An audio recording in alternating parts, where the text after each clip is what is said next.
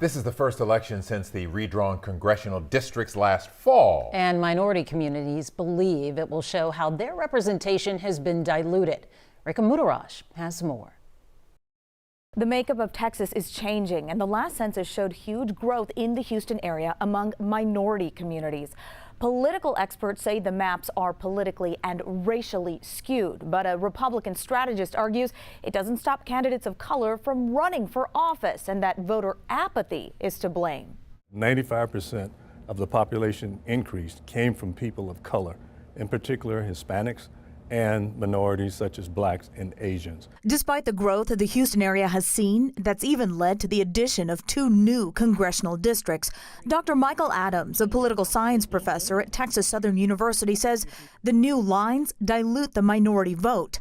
District 18, long held by Democrat Sheila Jackson Lee, is now stretched further north into Humble and Atascocita, but has lost parts of the Sunnyside and South Park neighborhoods, which have a black majority population.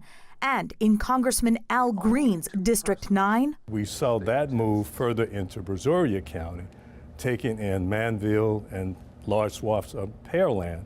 And we also saw the international district, as we've come to know it, on the southwest side, moved out of the 9th district, and that has been placed in Lizzie Fletcher's district, which is the 7th district. So what will this mean for the March primary and elections over the next 10 years? You have the right to vote, but your vote should be meaningful and also impactful.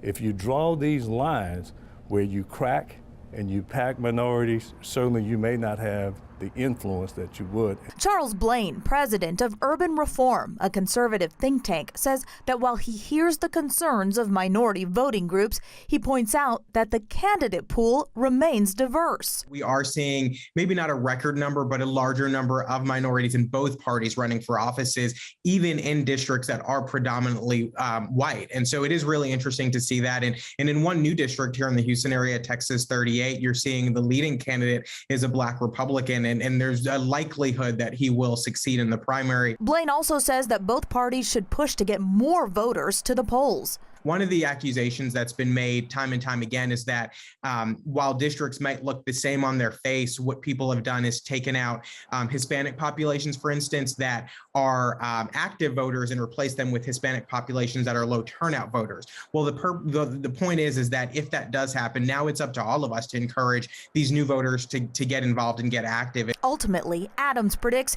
it will be almost impossible to gerrymander congressional lines to this extent after the next census. It's going to be hard to even gerrymander districts where you cannot elect Hispanics or minorities.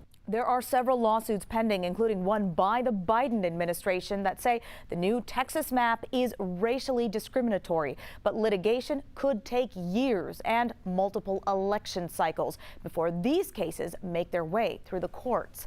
Len and Mia, back to you.